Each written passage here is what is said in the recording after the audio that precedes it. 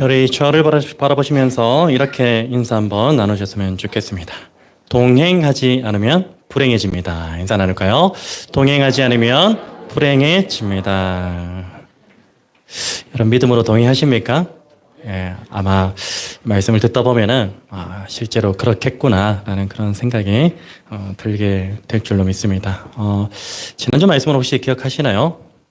말씀은 기억하지 못하더라도 지난주 어떤 인물을 가지고서 존재의 삶을 증명하라는 그 말씀을 나눴죠. 어떤 인물이었습니까? 예, 아벨이라는 인물이었습니다. 지난 시간에 좀 우리가 특별히 좀 기억할 것은 한 가지가 있다면 좀 착각하지 않았으면 좋겠다는 겁니다. 내가 은혜 받았다고 해서 그 예배를 하나님께서 받으셨다는 것은 아니라는 것. 그래서 오늘 저와 여러분이 각각의 직무와 또 직책이 있지만 찬양 인도자로서, 기도 인도자로서, 또 목사로서, 설교자로서, 장로로서 그렇게 하나님께 나아가지만 이 사람들의 모든 예배를 하나님께서 받으시느냐? 꼭 그렇지 않다는 것입니다. 내가 아무리 하나님께 은혜 받았다고 해서 또 설교를 멋들어지게 했다 해서 기도 인도를 너무 은혜롭게, 찬양 인도를 은혜롭게 잘했다고 해서 그것이 곧 하나님께서 예배를 받으셨다라는 증거가 되진 않는다는 것입니다. 우리가 예배 가운데 나아갈 때 가장 중요한 것이 무엇이죠? 그래서 우리는 무엇을 가지고 나가야 됩니까? 믿음인데 누구의 믿음입니까? 예수 그리스도의 믿음입니다. 그래서 그 믿음 가지고 나아가는 모든 예배자들은요, 우리의 복장이 좀 어떠하든지, 또 우리의 모습이나 또 예배의 형태가 또 어떠하든지 그 모든 예배는 하나님께서 기뻐 받으시는 줄로 믿습니다. 그래서 오늘 저와 여러분 모두가 형식적인 예배자가 아니라 또 뭐라고 해야 될까요? 내가 나에게 입혀진 그런 어떤 옷들, 직무나 직책이나 그것에 의한 예배자가 아니라 진짜로 진실로 예수 그리스도의 그 믿음을 가지고서 하나님께 나아가는 예배자, 참된 예배자가 될 수 있었으면 좋겠습니다. 오늘 말씀의 핵심 단어는 지난주에는 이제 예배였잖아요. 오늘은 무엇일까요? 동행이라는 단어가 오늘 말씀의 핵심 단어입니다. 여러분 혹시 동행이라는 그 말의 반대말이 무엇인 줄 아십니까? 제가 이것을 사전을 한번 찾아봤거든요. 사전을 아무리 찾아봐도 왜요? 왜요? 당황스럽습니다, 제가. 동행이라는 그 말의 사전적 의미를 반대말을 좀 제가 찾아봐도 쉽게 안 찾아지더라고요. 찾을 수 없었어요. 그래서 이제 요즘은 어떤 시대입니까? 인공지능 시대잖아요. 소위 AI 시대라고 그렇게 말하잖아요. 그래서 제가 AI에게 한번 물어봤습니다. 동행의 반대말이 뭔가? AI가 답을 가르쳐 줬을까요? 안 가르쳐 줬을까요? AI는 모든 답을 가르쳐 줍니다. 물론 이제 우리 하나님과의 관계에 있어서 그런 부분들은 아니지만 답을 가르쳐 주더라고요. 그래서 동행의 반대말을 제가 알았어요. 동행의 반대말은 무엇일까요? AI는 이렇게 가르쳐 줬습니다. 동행의 반대말은 없습니다. 실제로요. 지금 제가 진짜 물어봤어요. AI에게. 그랬더니 AI가 제가 이제 토시 하나도 빠짐없이 동행의 반대말은 없습니다. 이렇게 이제 정의를 내리더라고요. 여러분 사전적으로 동행의 반대말은 없어요. 실제로. 근데 이제 굳이 이제 거기에다가 한자를 좀 끼워 맞추면서 동행의 반대말을 좀 만들자면 한 이 정도로 사용될 수 있을 것 같습니다. 비동행 혹은 부동행 이 정도로 한 반대말을 좀 유추해 볼 수 있을 것 같은데 우리말로 동행의 반대말은 간단하겠죠. 동행하지 않음. 그것이 동행의 반대말이 될 것입니다. 저는 동행의 반대말에 대해서 좀 성경적으로 정의를 내려본다면 아까 처음에 인사를 나누었던 것처럼 동행의 반대말은 무엇입니까?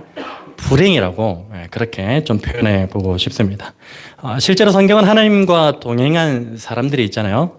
곧 구원받은 하나님의 백성들을 가리켜서 어떤 사람들이라고 지칭하고 있냐면 행복한 사람이라고 그렇게 분명하게 지칭하고 있습니다.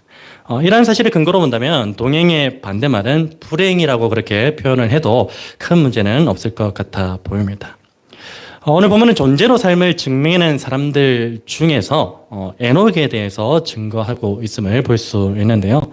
에녹은 우리가 잘 알고 있듯이 이 성경에 기록된 인물 가운데 선지자 엘리야와 마찬가지로 죽음을 보지 않고서 하나님의 나라로 들어간 사람, 하나님의 나라로 옮겨진 그런 사람이 바로 에녹입니다. 여러분 성경을 읽다 보면 참 미스테리한 사건이 많이 기록되어져 있는 것을 볼 수가 있습니다. 어떤 미스테리한 사건입니까? 죽은 자가 살아나고 이 시대 가운데 일어날 수 있는 일인가? 혹은 물이 변하여서 포도주가 되고 오늘 본문의 에녹과 같이 죽음을 보지 않고 하나님의 나라로 옮겨지는 그런 사건 등이 있죠. 이러한 일련의 사건들을 보면요, 도무지 우리의 지혜와 지식으로는 이해할 수 없는 그런 사건들이 성경에 무수히 기록되어져 있는 것을 우리는 잘 알고 있습니다. 여러분, 그런데 이 성경은요, 이 땅의 여러 책들과는 다르게 인간의 지혜와 지식으로 이해하는 책이 결단코 아닙니다. 이 세상에 아무리 지식이 많고 지혜가 뛰어난다 할지라도 이 성경을 이해하는 것과는 전혀 차원이 달라요. 그래서 이 땅에 존재하는 책들은 그냥 우리가 일반적인 지식이나 경험이나 지혜만 있으면 다 이해할 수 있습니다. 그러나 성경은 그렇지 않습니다. 성경은 무엇으로만 이해되어질 수 있냐면 하나님께서 저와 여러분에게 주시는 무엇으로만 믿음으로만 이해되어지는 것입니다. 그 믿음이 근거할 때에 성경이 그대로 이해되어진다는 것입니다. 창세기 1장 1절에서 믿지 않는 사람들은 막혀버립니다. 태초에 하나님이 천지를 창조하시니라. 믿음의 문제죠. 오늘 이 시대는 진화론이 득세하고 있는 그런 시대를 우리가 살아가고 있지 않습니까? 근데 우리는 창조라고 그렇게 표현하죠. 하나님이 온 세계를 만드셨다. 손수 지으셨다. 이게 믿음이 아니고서는 어떻게 증명하고 설명될 수 없는 그런 문제이죠. 그래서 성경은 믿음의 영역입니다. 성경을 이해하고 깨닫기 위해서는 바로 믿음이 우리에게 필요하다는 것입니다. 사실 일반적인 역사책에 기록된 사건들도요, 이 성경의 이해에 필요한 믿음과는 본질적으로 좀 다르기는 하지만, 그건 역시도 믿음이 있어야만 이해할 수 있는 그런 영역입니다. 제가 예를 한번 들어볼까요? 오늘 저와 여러분 가운데 대부분은요, 3.1 운동을 경험해보지 못하셨을까요? 광복이라는 그 순간을 실제 우리는 몸소 경험해보지는 못했을 겁니다. 그렇지만 우리는 어떻습니까? 3.1 운동과 광복이 실제로 일어난 사건임을 우리는 어떻게 하고 있습니까? 믿고 있잖아요. 이건 역시 믿음의 영역이라는 거예요. 여러분, 이 땅에 많은 사람들은요, 자신이 실제로 경험하지도 못한 그 사건임에도 불구하고 그것이 실제로 일어난 사건임을 철석같이 믿으며 살아갑니다. 3.1 운동을 경험하지 못했는데, 광복을 경험하지 못했는데, 그게 실제로 일어난 사건을 믿고 있다니까요, 우리가. 여러분, 그러나 안타깝게도 어떻습니까? 성경에 대해서는 어떻습니까? 성경에 기록된 역사적인 그 사건에 대해서는요, 이 세상 사람들이 철저히 어떻게 합니까? 배척합니다. 철저히 배척하는 것이 오늘의 현실이기도 한 것입니다. 그래서 이 성경을 믿는 믿음과 이 세상의 역사를 믿는 그 믿음은요, 본질적으로 다르다는 것이에요. 만약 오늘 저와 여러분 모두가 성경이 기록된 모든 사건과 이 텍스트가 믿어진다면요, 오늘 저와 여러분 모두는 하나님께로부터 이 세상에 속한 믿음과는 본질적으로 다른 그 믿음을 선물로 받은 것인 줄로 믿으시기를 축원합니다. 혹시 우리 이 자리 가운데 성경에 기록된 모든 사건과 텍스트 중에 단 하나라도 믿어지지 않는 분들이 있다면요, 특히 우리 자녀들 혹은 교회에 나오신 지 얼마 되지 않으신 분들, 그런 분들이 있다면 이 시간 성령 하나님께서 그분들 가운데 강하게 역사하셔서 성경에 기록된 모든 사건들이 믿어지게 되는 은혜가 있기를 주님으로 축복합니다. 특별히 오늘 본문에 기록된 이 사건, 사람이 어떻게 죽음을 보지 않고 하나님의 나라로 옮겨지게 되었는가라는 이 사건에 대해서 믿어지게 되는 그런 은혜가 있기를 우리 주 예수 그리스도의 이름으로 축복합니다. 여러분, 오늘 이 본문의 큰 주제인 동행에 대해서 좀 살펴보기를 원하는데요. 오늘 본문에 동행이라는 단어가 직접적으로 언급되어 있습니까? 언급되어 있지는 않습니다. 그러나 에녹에 대해서 기록된 그 창세기 5장에 보시면은 이 동행에 대한 그 단어가 직접적으로 언급되고 있는 것을 볼 수가 있는데요. 창세기 5장 21절에서 24절까지의 말씀을 우리 같이 한번 읽어보기를 원합니다. 화면에 나옵니다. 창세기 5장 21절에서 24절까지의 말씀 같이 읽겠습니다. 시작. 에녹은 65세에 무드셀라를 낳았고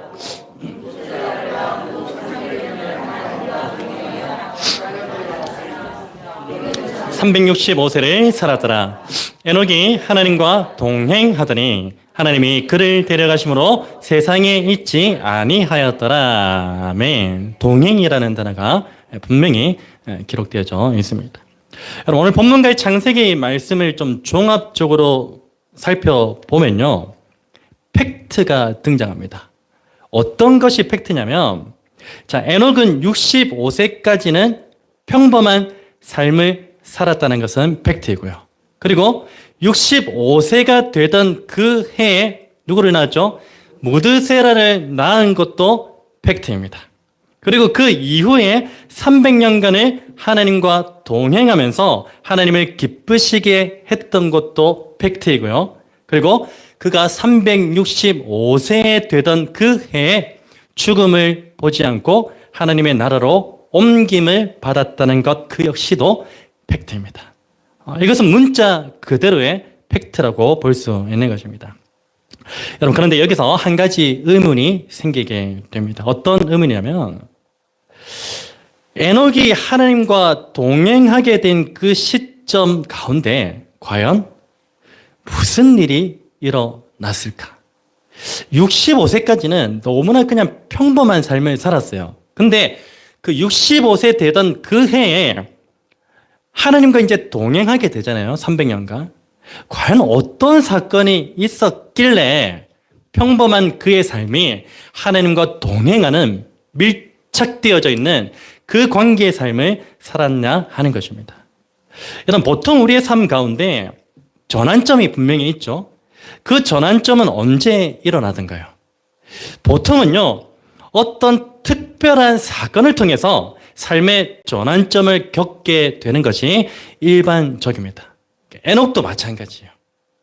이 에녹도 65세까지는 세상의 그 방식 안에서 평범하게 살아갔습니다. 그러나 이 에녹이 65세 되던 그 해에 어떠한 사건이 있었던 거예요. 그 사건을 계기로서 남은 여생을 하나님과 동행하며 살게 되었던 것입니다. 여러분, 과연 이 에녹에게는 65세에 어떤 사건이 일어났던 것일까요?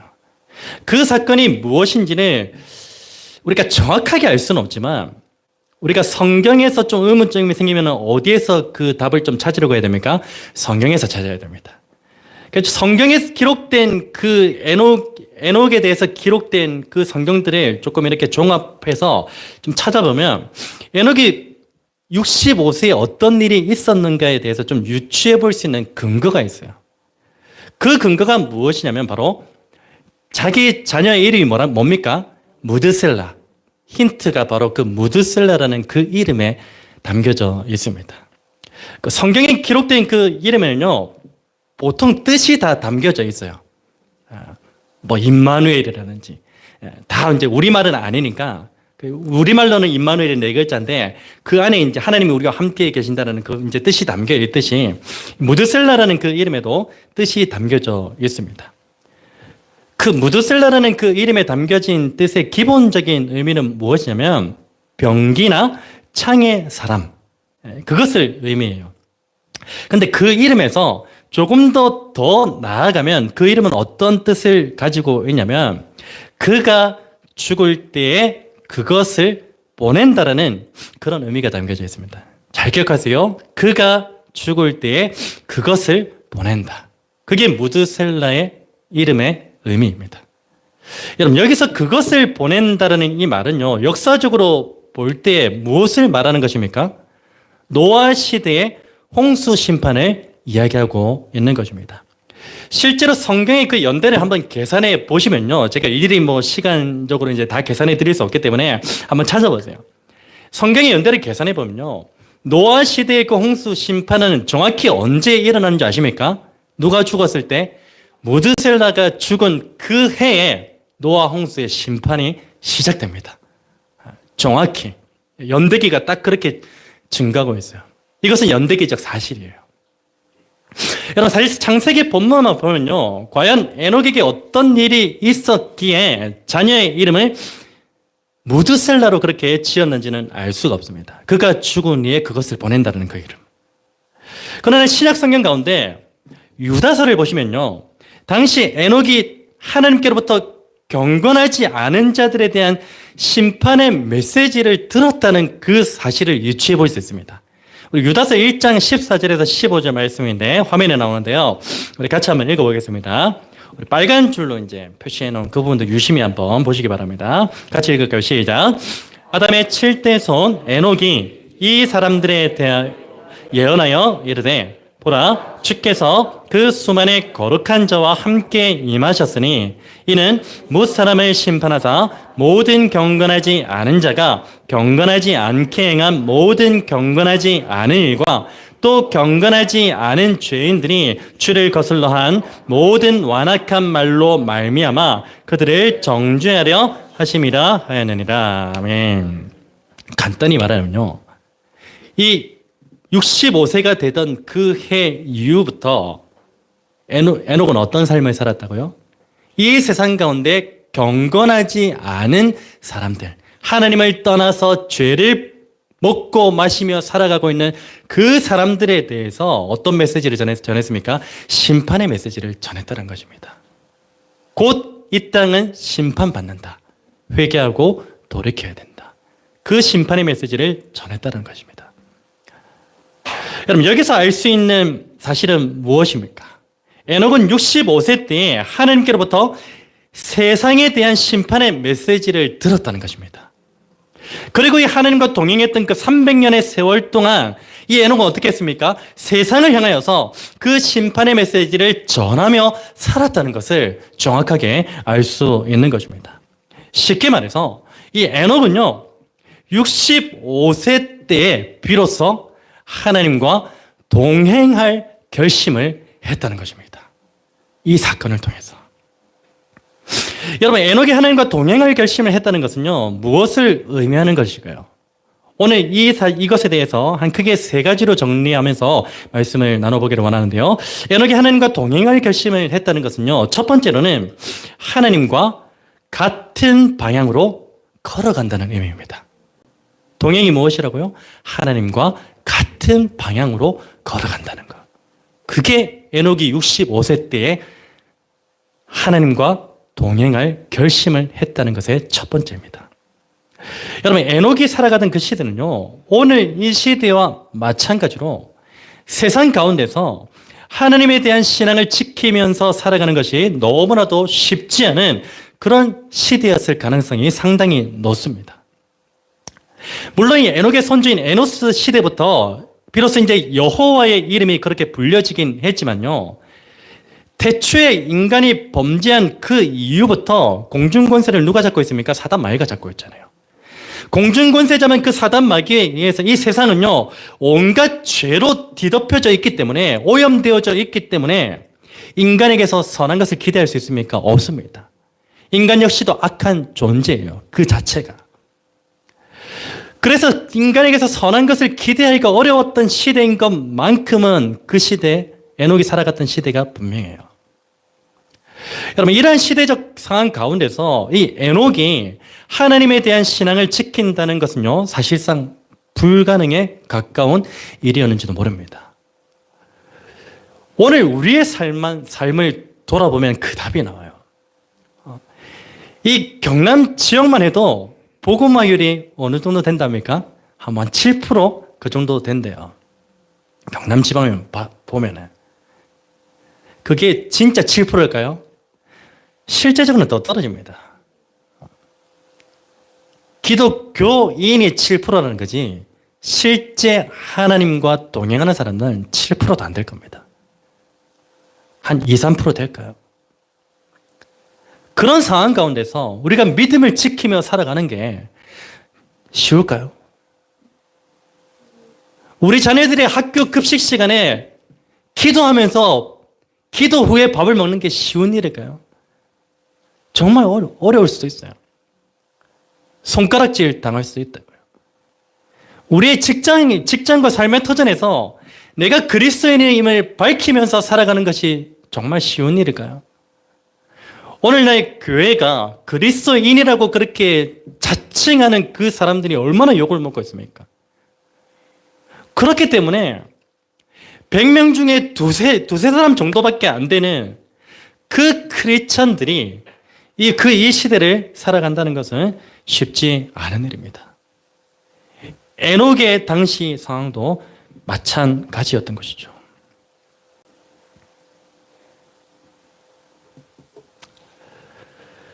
여러분, 이러한 시대적 상황 가운데서 에녹은 신앙을 지킨다는 것이 쉽지 않았고요.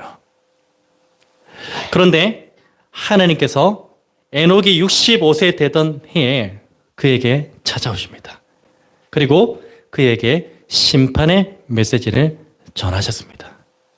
그리고 그때부터 이 에녹은요, 비록 이 세상은 신앙을 지키며 살아가기가 녹록지 않은 그런 시대지만 하나님께로 받은 그 심판의 메시지를 자신의 사명으로 여기면서 하나님과 같은 방향의 길을 그렇게 걷게 되었던 것입니다. 여러분, 하나님과의 동행은요, 하나님과 같은 방향의 길로 걷는 것임을 오늘 저와 여러분이 잊지 않으셨으면 좋겠습니다. 그런 의미에서 오늘 저와 여러분은 현재 하나님과 같은 방향의 길로 걸어가고 있는지, 아니면 반대 방향의 길로 걸어가고 있는지에 대해서 돌아볼 필요가 있을 것입니다. 여러분, 인간의 죄된 속성 중에 하나를 꼽으라면 무엇일까요? 그것은 바로 이 인간은요, 항상 하나님과 반대되는 방향의 길로 가고자 한다는 것입니다. 태초부터 그랬죠. 여러분, 성경의 역사 가운데서 이 가인이 범죄한 이후에 정착한 곳이 있는데 그곳이 어디냐면요, 에덴 동쪽입니다. 에덴 동쪽에 위치한 놋 땅이라고 그렇게 성경은 증가하고 있습니다. 그것으로 볼 때 이 인간은요, 하나님을 떠나서 점점 어떻게 합니까? 반대 방향으로 그렇게 걸어갔다는 것을 알 수 있게 되는 것입니다. 그리고 태초의 에덴 동산과 모세 시대의 성막을 보면요, 그곳은 어떠한 상징적인 장소를 가리키냐면 바로 하나님과 교제가 있었던 그런 상징적인 장소의 의미가 있습니다.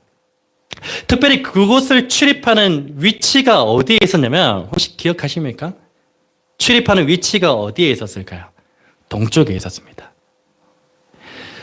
그 출입하는 위치가 동쪽에 있었다는 것은 무엇을 의미하냐면요, 범죄한 인간은 하나님을 떠나서 계속해서 동쪽 방향의 길로 걸어갔고요, 그리고 결국 그 사람들이 돌아와야 될 그 방향이 어디인지에 대해서도 말씀해 주는 것입니다. 자, 하나님과 교제하는 장소가 여기 있다 칩시다. 제 기준에서 동쪽에 위치하고 있어요, 출입하는 문이. 하나님과 교제하려면 동쪽의 문으로 들어와야 돼요. 근데 인간은 어떻게 했습니까? 점점 동쪽 방향으로 하나님과 반대되는 방향의 길로 걸어갑니다. 그래서 이들이 돌아와야 될 문이 어디에 있습니까? 동쪽 문이죠.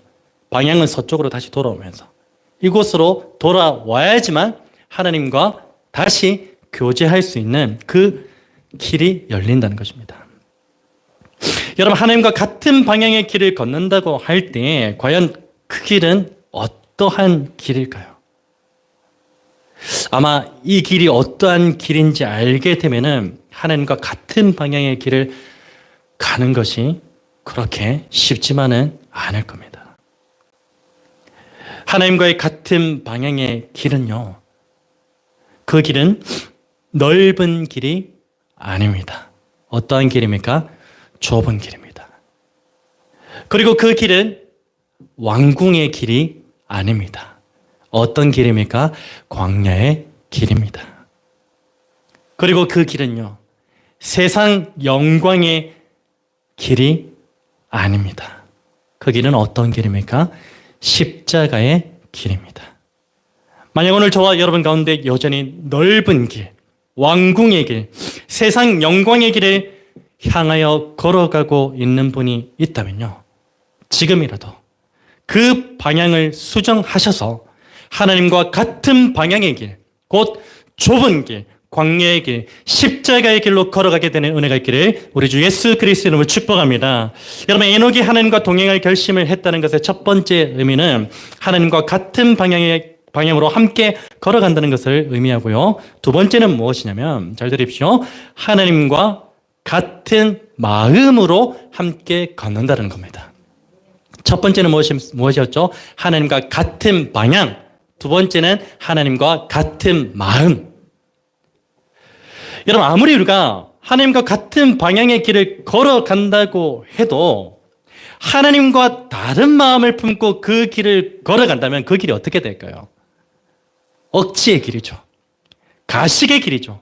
온갖 불평과 원망으로 가득 차서 끝까지 완주하지 못한 채 얼마 지나지 않아서 중도 하차하게 되고 말 것입니다. 같은 마음을 품지 않으면요. 오늘 이 시대를 살아가는 그리스도인들이 자꾸만 떨어져 나가는 그 이유가 무엇인 줄 아십니까? 방향은 같은데 마음이 달라서요. 내가 예배의 자리에 나왔다는 것, 이건 역시도 같은 방향으로 가는 거 맞습니다. 그러나 그 예배의 자리 가운데, 삶의 자리 가운데 하나님을 향한 그 마음, 하나님의 이 세상을 바라보는 그 마음이 동일하지 않으면 절대 우리는 하나님과 같은 방향의 길로 걸어갈 수 없습니다. 중도 하차하게 되고 말 것입니다. 여러분, 혹시 2인 삼각 달리기라는 것을 들어보셨죠? 우리 지금 세대는 이게 운동회 때 이걸 안 하는지 모르겠는데, 우리 예전에 우리 부모 세대들이나 저 세대들 보면은 보통 운동회라든지 야외에 가면 꼭 이 달리기는 안 빠져요. 2인 삼각 달리기. 2인 삼각 달리기라는 것은 두 명이 발을 묶어서 마치 이 다리가 세 개처럼 보이게 만들어서 뛰는 달리기를 말하는 것입니다. 여러분, 2인 삼각 달리기에서 가장 중요한 것은 무엇일까요? 체력일까요? 신체 조건일까요? 물론 체력이나 신체 조건도 중요한 요소이기는 합니다. 그렇지만 그것보다 더 중요한 것이 있다면 무엇입니까? 바로 같은 마음입니다. 여러분, 2인 삼각 달리기에 대해서 제가 우스갯소리를 조금 보태어 설명하자면, 이 2인 삼각 달리기는 철저히 자기 부인이 필요한 경기입니다. 자기 부인이 필요한 경기예요. 여러분, 만약에 2인 삼각 달리기에서 한 사람이 오른발을 움직인다고 해서 다른 한 사람 역시도 동시에 오른발을 움직여버리면 어떻게 되겠습니까? 엉거주춤하면서 우왕좌왕하게 될 것이 뻔합니다. 여러분, 이 2인 삼각 달리기가 정상적으로 진행되려면 어떻게 해야 됩니까? 한 사람이 오른발을 움직일 때 나는 어떤 발을 움직여야 되죠? 왼발을 움직여야 한다는 그 자기 부인이 있어야만 그 2인 삼각 달리기가 정상적으로 진행될 수 있을 것입니다. 여러분, 이러한 자기 부인이 있으면요, 이것이 무엇으로까지 이어지게 되냐면 같은 마음으로까지 이어져서 안정적으로 목적지에 도달할 수 있게 되는 것입니다. 여러분, 하나님과의 동행에 있어서도 하나님과 같은 마음이 필요해요. 하나님과 같은 마음이 필요한데, 이것은 철저히 무엇을 통해서 이루어지는지 아십니까? 자기 부인을 통해서 하나님과 같은 마음이 이루어지는 것입니다. 빌립보서 2장 5절 말씀은 우리에게 이렇게 말씀합니다. 너희 안에 이 마음을 품으라. 곧 누구의 마음입니까? 그리스도 예수의 마음. 여러분, 우리는 항상 참 하나님이신 예수 그리스도와 동일한 마음을 품고서 하나님과 같은 방향의 길을 걸어가야 하는데요, 예수 그리스도와 동일한 마음을 품기 위해서 우리에게 요구되는 것이 있다면 무엇이냐면 그것은 바로 자기 부인이라는 것입니다. 여러분, 예수님께서는 이 자기 부인과 관련해서 제자들에게 이런 말씀을 하셨어요. 잘 아실 겁니다. 누구든지 나를 따라오려거든 자기를 부인하고 자기 십자가를 지고 나를 따르라. 여러분, 자기 부인에 실패한 제자들을 보세요. 부활하신 예수님을 만나기 이전에 공생의 사역 가운데 예수님을 따르던 이 제자들은요, 자기 부인에 철저히 실패한 자들이에요. 그들은 예수님의 그 공생의 사역 가운데 예수님과 같은 마음을 품었습니까? 품지 못했어요. 그들은 예수님과 함께 걷는 길 가운데 상시 어떤 마음을 가졌습니까? 누가 큰지에 대해 다투면서 다른 마음을 품었어요. 예수님은 단 한 번도 네가 크다, 네가 크다, 네가 크다 그렇게 말씀하신 적이 없는데, 과연 예수 그리스도께서 유대인의 왕으로 등극하실 때에 오른편에 앉을 자가 누구냐, 왼편에 앉을 자가 누구냐라는 그 다른 마음으로 이들은 예수님과 동행했다는 거예요. 다른 마음을 품었습니다. 그 결과 그들은 어떻게 됐습니까? 제자들은 자기 부인이 아니라 예수님을 부인하기에 이르렀습니다. 자기 부인을 하라고 예수님이 그토록 말씀하셨는데 누구를 부인합니까? 예수 그리스도를 부인해버려요. 그리고 그 결과 예수님과 함께 십자가의 길이 아니라 각자 자기의 길로 떠나게 되고 말았던 것이죠. 여러분, 만약 저와 여러분이 하나님과 같은 마음을 가지기를 원하신다면요, 먼저는 철저히 자기를 부인하는 은혜가 있기를 주님의 이름으로 축복합니다. 자기 부인이 있어야 돼요. 자기 부인이 없으면서도 나 하나님과 같은 마음이다? 거짓입니다. 여러분, 아무리 나의 뜻과 생각이 이러이러할지라도 그것이 하나님의 말씀과 상반된다면 철저히 자기를 부인하고 하나님의 말씀을 따라가심으로 하나님과 같은 마음을 품게 되는 은혜가 있기를 우리 주 예수 그리스도의 이름으로 축복합니다.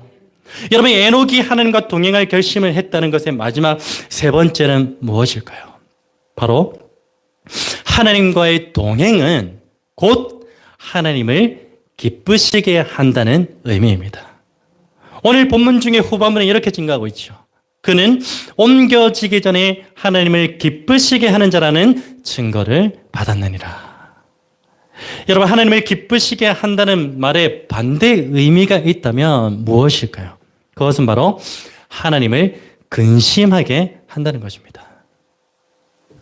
여러분, 성경에서의 근심이라는 단어는요, 대부분 누구에게 사용되어지는 줄 아세요? 인간에게 사용되어져요. 인간은 늘 항상 근심하는 존재이기 때문에 항상 이 근심의 단어는 인간과 함께 뗄래야 뗄 수 없는 밀접한 관계에 있는 단어예요. 그런데 어느 특정한 순간에서는요, 이 근심이라는 단어가 하나님께도 사용되어지고 있는 것을 볼 수가 있습니다. 여러분, 하나님께 근심이라는 단어가 사용되는 때는 언제일까요? 그때는 바로 당신의 백성들이 당신의 길에서 떠나 우상을 섬기는 그때에 하나님께 근심이라는 단어를 성경은 사용하고 있습니다. 이러한 사실에 대해서 에스겔 6장 9절 말씀을 우리에게 이렇게 증가하는데요. 같이 한번 읽어보겠습니다. 시작. 너희 중에서 살아남은 자가 사로잡혀 이방인들 중에 있어서 나를 기억하되 그들이 음란한 마음으로 나를 떠나고 음란한 눈으로 우상을 섬겨 나를 근심하게 한 것을 기억하고 스스로 한탄하리니 이는 그 모든 가증한 일로 악을 행하였습니다. 아멘. 하나님의 근심의 순간은 하나밖에 없습니다. 당신의 백성들이 당신을 떠나고 우상을 섬기고 당신이 걸어가는 그 길과 완전히 반대 방향으로 가는 그 모습을 바라보면서 하나님은 근심하세요. 여러분, 하나님께서 근심하시는 그때가 언제입니까? 다시 말하면 하나님의 백성들이 하나님의 얼굴을 피해서 하나님께 등을 돌릴 때에 하나님은 근심하십니다. 여러분, 태초에 범죄한 그 인간이 하나님의 얼굴을 피합니다. 하나님의 그 얼굴을 피해서 어떻게 했죠? 등을 돌려버려요. 등을 돌리고서는 어떻게 합니까? 숨어버립니다. 그때 하나님은 근심하실 거예요. 이번 주 내내 우리가 한 구절 묵상의 그 주된 내용이 누가복음 몇 장이었죠? 15장이잖아요. 그 누가복음 15장에서도 아버지의 얼굴을 등지고 떠나간 그 둘째 아들에 대한 아버지의 근심을 증거하고 있음을 알 수가 있습니다. 아버지의 근심의 순간은 한 순간밖에 없어요. 나의 자녀들이 나와 함께 얼굴을 맞대고 교제해야 되는데 이 자녀들이 내 얼굴을 피해서 등을 돌려서 세상으로 나아가는 것, 그것에 대해서 하나님은 가장 근심하신다는 것입니다. 여러분, 그러면 하나님께서 근심하시는 때와는 반대급부로서 하나님께서 가장 기뻐하시는 때는 언제일까요? 그것은 바로 당신의 백성들이 당신의 얼굴을 맞대어서 함께 교제하면서 당신과 같은 마음을 가지고 동행하는 것을 하나님께서 가장 기뻐하시는 줄로 믿습니다. 여러분, 하나님께서 당신의 백성들에 대한 기쁨을 표현하신 적이 여러 군데 있겠지만 그 백성들에 대한 기쁨을 가장 잘 표현한 말씀이 있다면 바로 스바냐 3장 17절일 거예요. 우리 함께 이 스바냐 3장 17절 읽어보기를 원합니다. 시작. 너의 하나님 여호와가 너의 가운데 계시니 그는 구원을 베푸실 전능자이시라. 그가 너로 말미암아 기쁨을 이기지 못하시며 너를 잠잠히 사랑하시며 너로 말미암아 즐거이 부르며 기뻐하시리라. 아멘. 하나님께서 우리를 향한 기쁨을 숨기시지 못하는 그때는요, 우리가 아버지 하나님과 얼굴을 맞대어 교제하면서 같은 마음으로 그 길을 걸어갈 때 그 모습을 보시고 가장 흡족해 하시고 기뻐하신다는 것입니다. 여러분, 누가복음 15장에서의 그 아버지를 한번 보시기 바랍니다. 그 아버지는요, 자신을 떠난 그 아들의 원래는 얼굴을 바라보고 있었는데, 대면하고 있었는데 이 아들이 아버지를 떠나버리죠. 그때 이 아버지는 아들의 무엇을 보게 됩니까? 등을 보게 됩니다. 등을 보게 되면서 근심에 빠지게 되죠. 근심에 이 아버지가 빠져 있었지만 그 가운데서도 아버지는 어떻게 했습니까? 아들이 다시 돌아오기만을 고대하면서 매일매일 문 앞에서 기다렸습니다. 그때 멀리서 걸어오는 그 아들의 모습을 본 이 아버지는요, 어떻게 했습니까? 단숨에 달려갑니다. 그리고 그 아들의 목을 껴안고 입을 맞추면서 아들을 위해 무엇을 베풀어 줬죠? 잔치를 베풉니다. 그 정도로 이 아버지가 등을 보이고 떠나간 그 아들이 다시 얼굴을 마주하며 돌아왔을 때 아버지는 큰 기쁨에 빠져 있었다는 것을 우리에게 증거해주고 있는 것이죠. 여러분, 누가복음 15장에서의 그 아버지가 누구입니까? 바로 저와 여러분의 영적 아버지가 되시는 살아계신 하나님이신 줄로 믿습니다. 여러분, 하나님께서는요, 지금도 당신의 얼굴을 등지고 떠난 자들을 근심 가운데 기다리고 계십니다.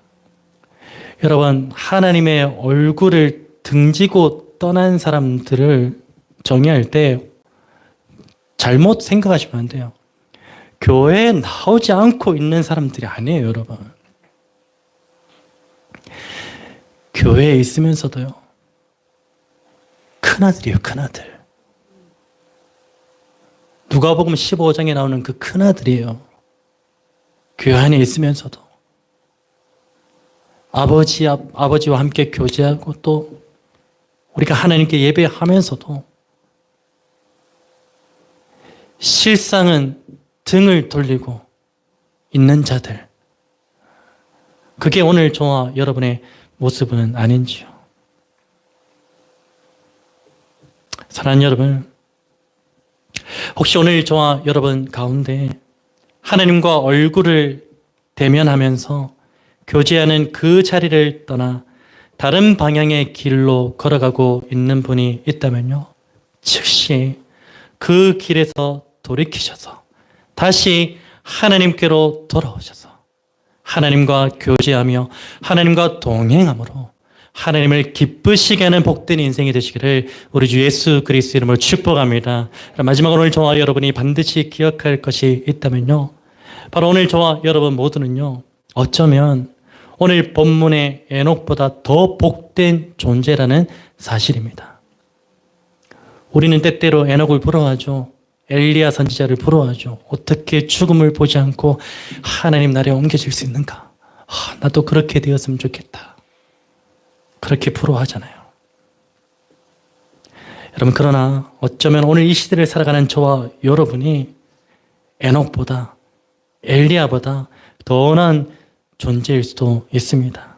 왜 그런가 하면, 여러분, 에녹은요, 오실 예수 그리스도를 고대하며 살았지만 오늘 저와 여러분 어떻습니까? 오신 예수 그리스도를 만난 자들이고요, 다시 오실 예수 그리스도를 고대하며 살아가는 자들이기 때문인 줄로 믿습니다.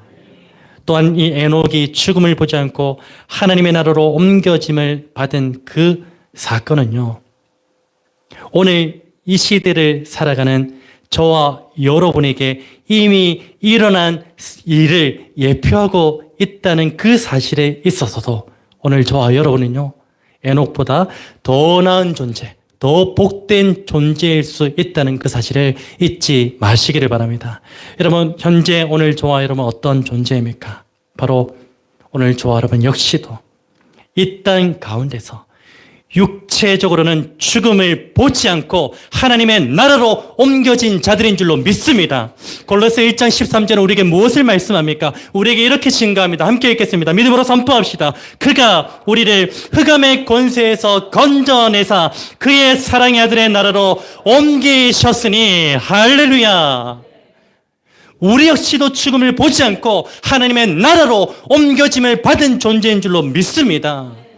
그렇기 때문에 우리는 어쩌면 에녹보다 엘리야보다 더 나은 존재일지도 모른다는 것입니다. 사랑하는 믿음의 형제자매 여러분, 간절히 바랍니다.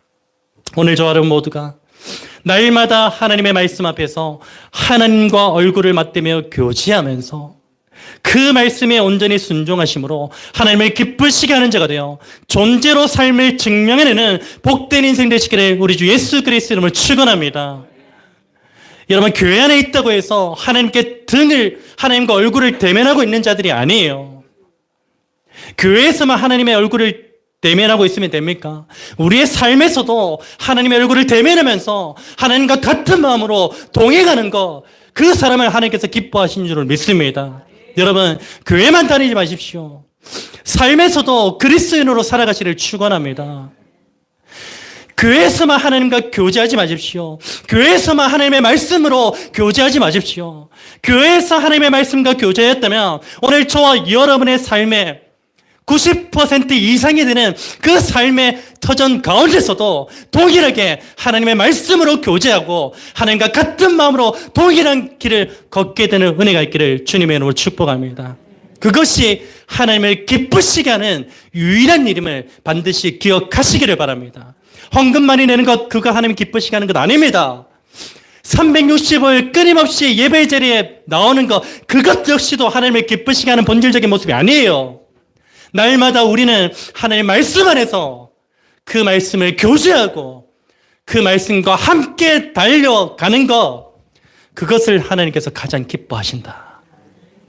그 사실을 반드시 기억하셔서 벌써 2025년 3주가 지나가고 있습니다. 그 3주간의 삶을 어떻게 살았는지는 모르겠습니다, 여러분. 그러나 남은 그 49주의 삶 가운데 오늘 이 말씀을 붙들고서 주님, 내가 진정으로 하나님과 동행하는 존재로서 삶을 증명해 내겠습니다라는 그런 믿음의 결단이 오늘 저와 여러분 가운데 충만하게 임하기를 우리 주 예수 그리스도를 축원합니다.